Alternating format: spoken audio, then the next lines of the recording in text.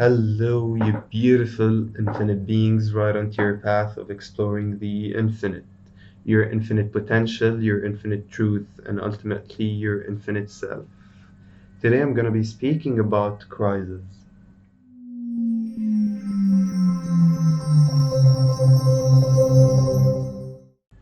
And you see, there's a common saying rather in the among the spiritual community in which it goes something like if you are if you're in for a spiritual awakening, if you're having a spiritual awakening and you choose to move on forward with spirituality, then you better be ready to face your conflicts and your inner fears and traumas head on. You better be ready to be grabbed and pushed and pulled by your higher being right onto your path.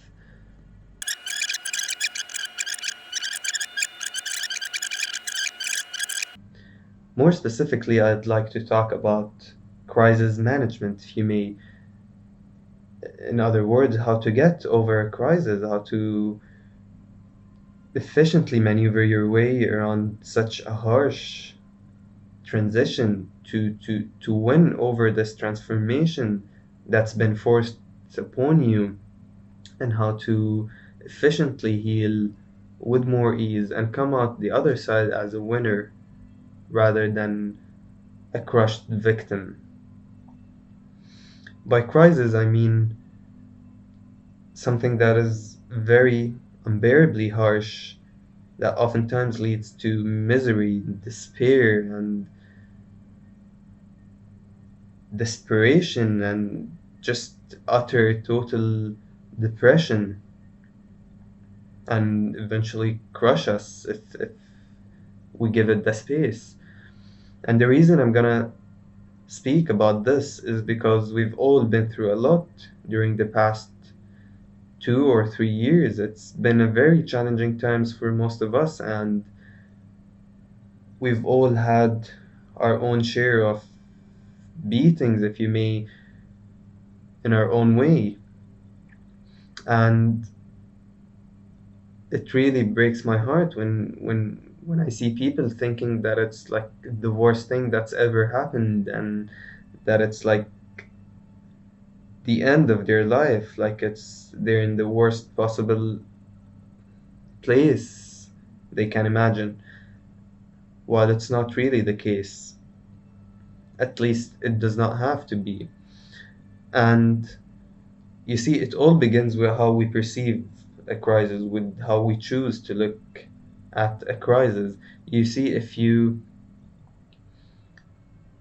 only look at a crisis as something that's happening to ruin your life, as the universe way of getting back to you, and as a beatdown, as if you look at yourself as a victim in what's happening, and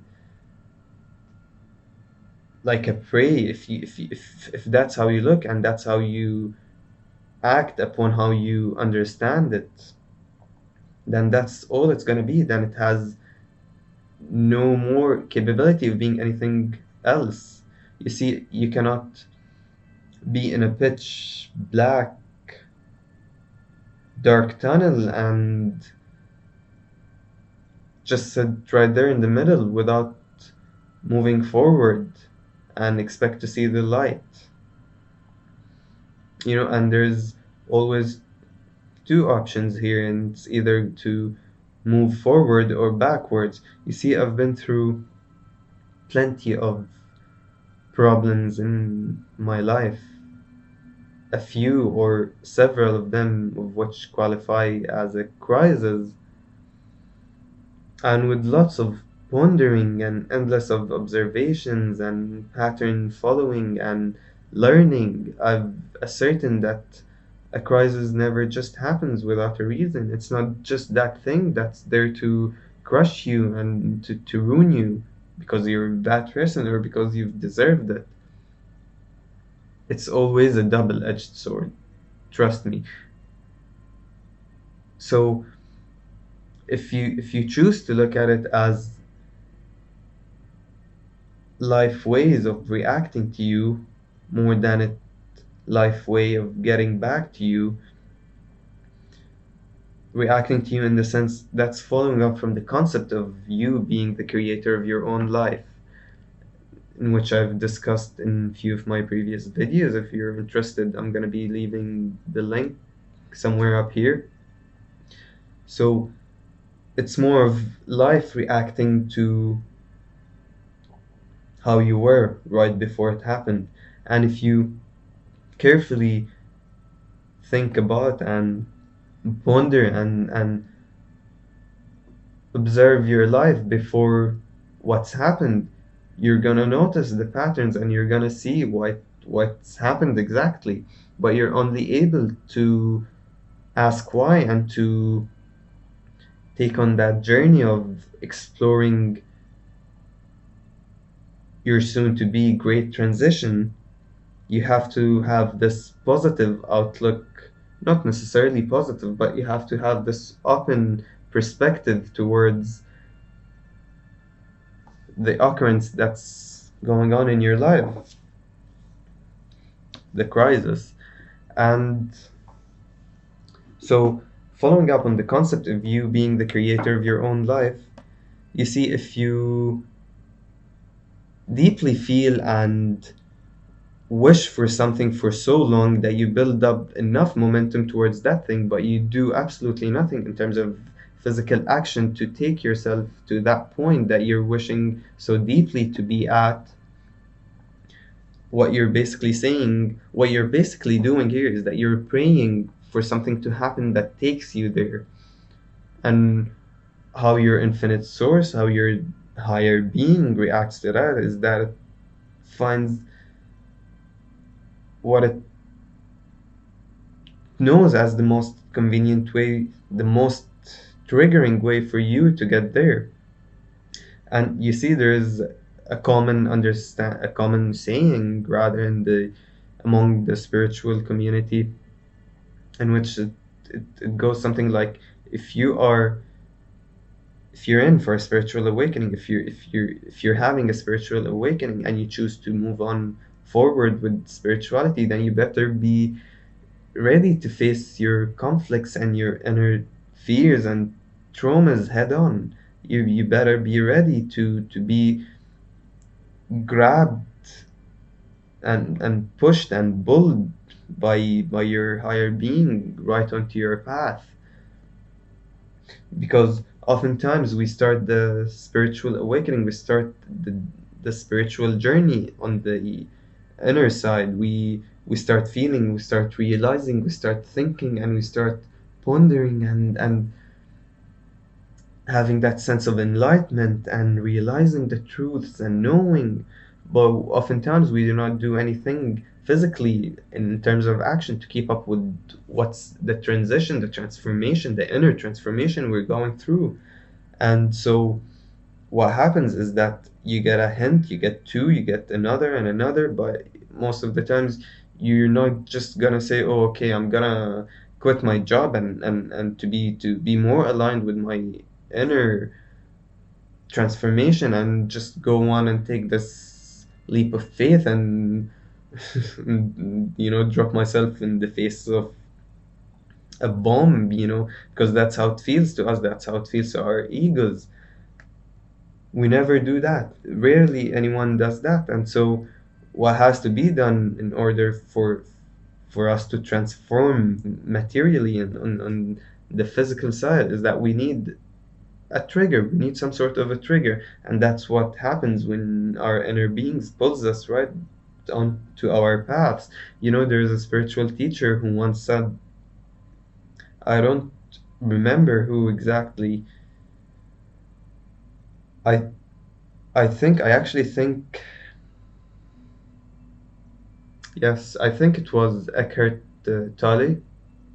He once said, I'm obviously paraphrasing, I don't remember the exact quote. He said that if you're trying to deny the material, if you're completely denying, rejecting the material form, the material world, the ego, this 3D reality, then you're in for a very harsh awakening.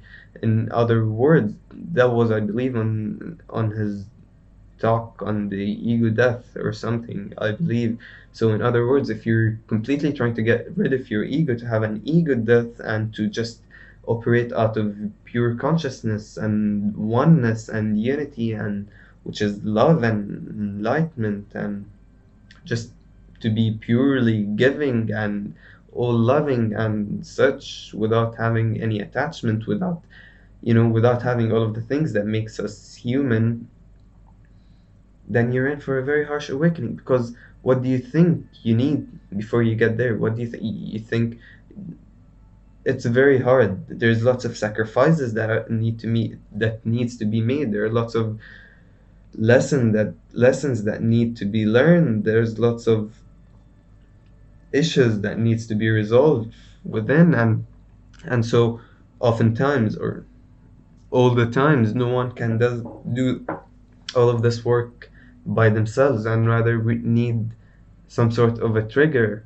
They need a conflict to in order for them to be able to take back a step and see things differently. To But if your life is very stable and very lenient and very straightforward and easily going, and uh, in a boring routine, you cannot wish for an ego death and have it.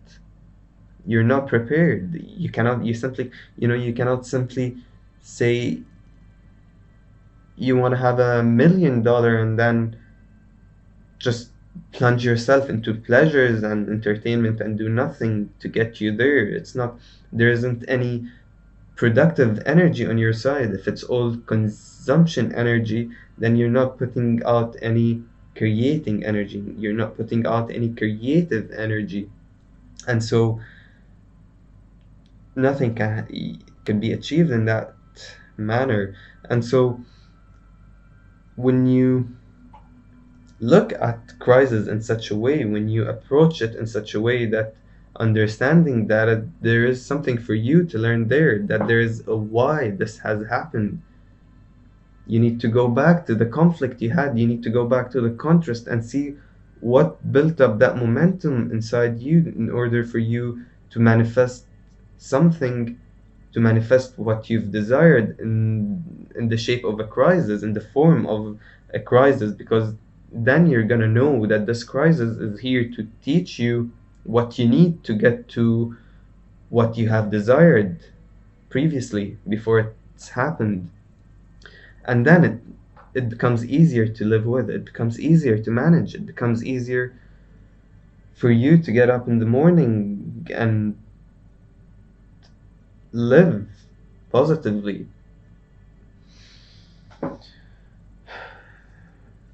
You see, there are two ways for a crisis could happen from building up on what I just said. One is that you either fall out of alignment with with the exact life you're living at this moment, or you rise above its energy. So you rise above the alignment of this frequency you're living at right now. But oftentimes, when you rise above it, as in by indulging in lots of spiritual acts and mindfulness and connectedness and union and oneness, the more you build up that energy, the more you align yourself with a higher purpose, with an elevated sense of life, you're gonna become de-aligned with how you're living now. But oftentimes, the reaction to this comes in the shape of hints and tools that helps you to get to where you're now aligned with. And most of the time, if you've risen above this energy, you're probably willing to and ready to take all of these hints without a harsh trigger that pulls you out to see to your path, onto your path. But oftentimes, what happens is that we fall out of alignment and we do something that de-align with our current life in a rather resentful way. It's not necessarily that we've become less enlightened or less spiritual. It's just more of you've built up such an aversion, a conflict within you between your inner side and your external life, that it develops negative feelings and negative perspectives and negative emotion towards your current life. And even with that, you get many hints. It's never just, you create that momentum and contrast, and boom, you got yourself a crisis. No, it's not that simple. It's not that linear as well. And but oftentimes you would get hints, and you would get callings. You will get inner callings, and you'll hear it. You'll feel yourself being pulled towards something, but your ego's rejecting it. You're in a very comfortable place, and you're in a very convenient stability in your life, that you're very unwilling to either leave that, or you're very unwilling to put in that all extra effort and that all extra thought into something, while you're already having it, you know, good enough. So, but you still keep on harboring these emotions and these contrasts and aversions. So eventually you pull yourself onto the crisis. You pull the crisis onto yourself. And it does not mean that you're always the one who've created the crisis. There could be more than one person included and affected. Like, for example, the crisis might not be directly onto you, but it might affect you, such as the death of a loved one or something, or someone, or the illness of a loved one, or something that's happened in the environment or the neighborhood you live in or the country you live in. And you won't be the creator of this, but what's happened is that everyone at that moment, the collective around that incident, has aligned with such an occurrence, and everyone is going to interpret it differently, and everyone has a different lesson to learn from it. So it's don't take it onto yourself and think that, oh, so I've deserved this, I've done this to myself, and you become hateful and resentful, and take on the victim persona and just fall into these lower frequencies. It's not like that. But also, and so in the same manner, in the same manner as there is falling out of alignment and rising above the alignment of your current situation, in dealing with it, there are the same things. There is one way in which you keep falling below this alignment until you're very far from what you are deeply wishing for and desiring, and that you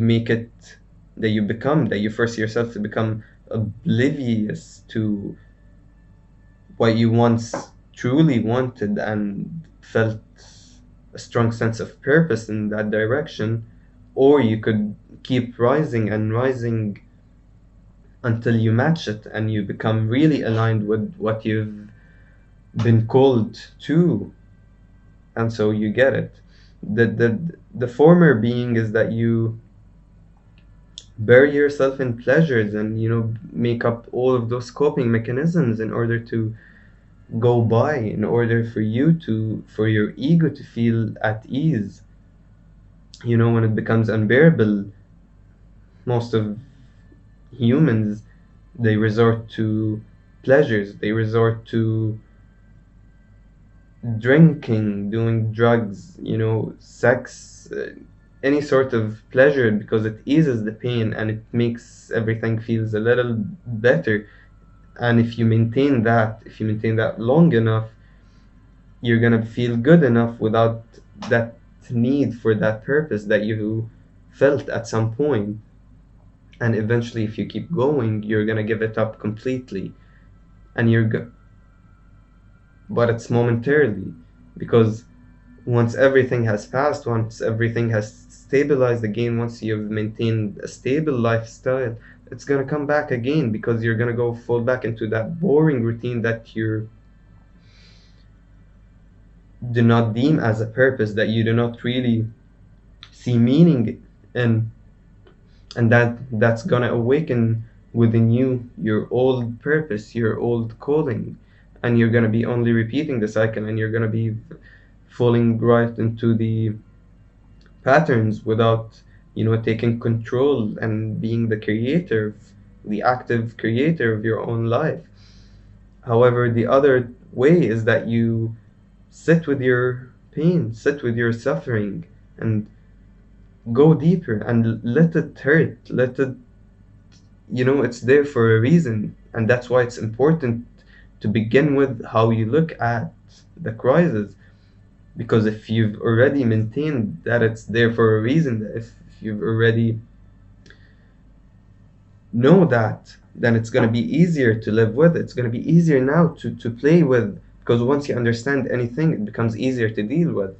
This is a universal thing. And so now you understand that it's here for more than just your suffering. So you begin asking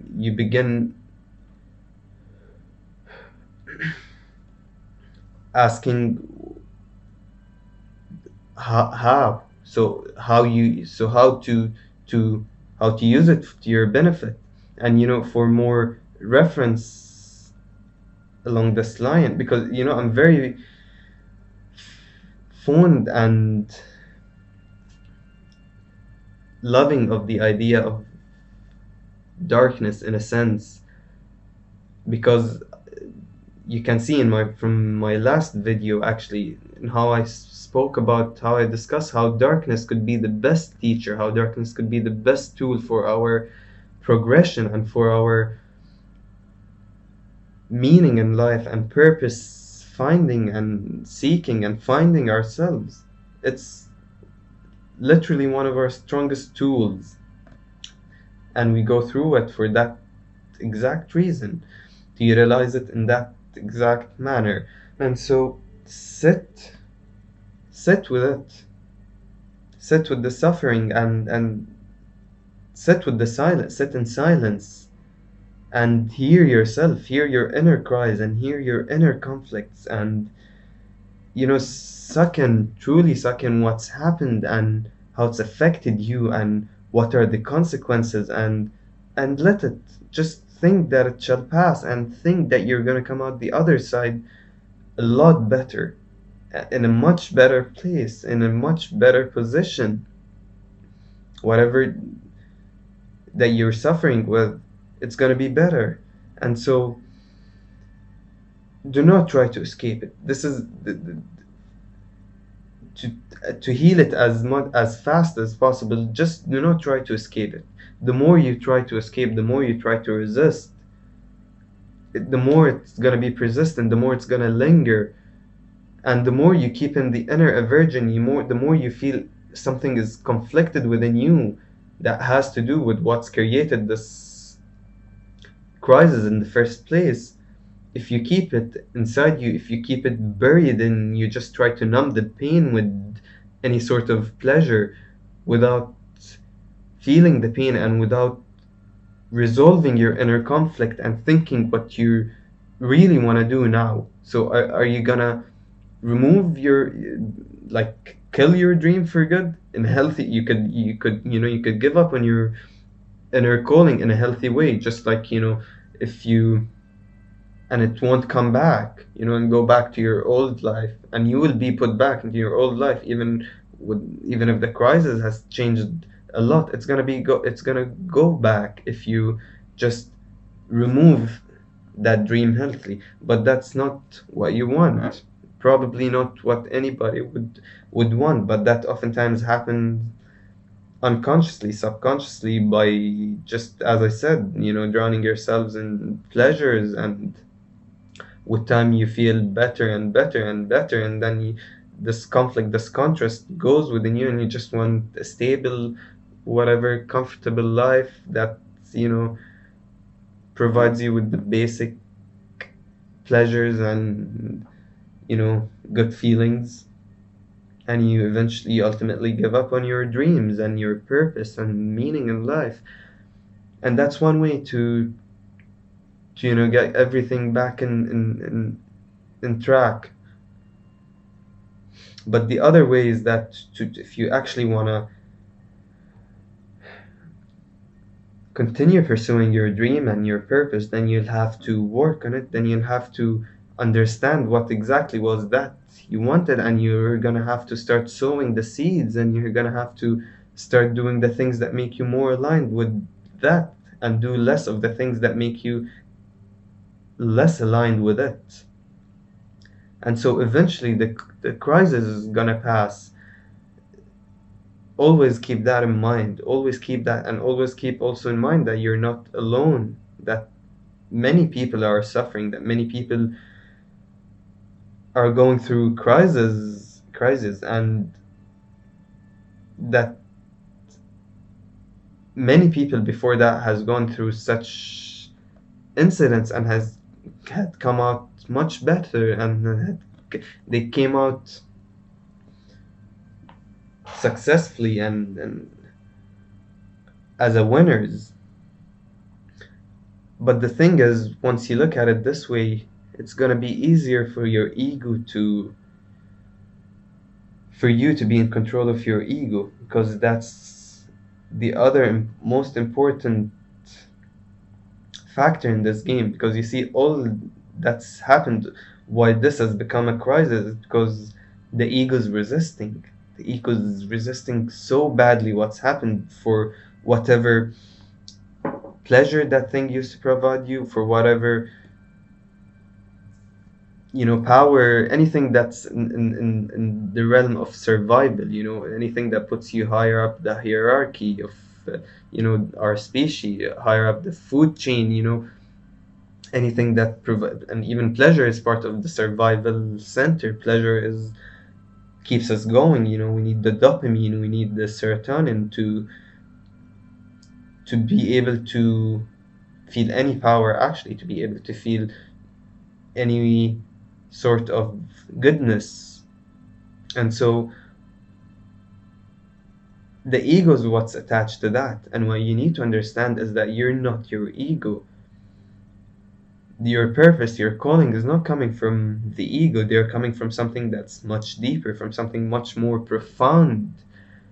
And so the more you tame your ego, the more you understand that you are way more than your ego, the more it's going to be bearable, because you're not the one suffering over the crisis, it's your ego.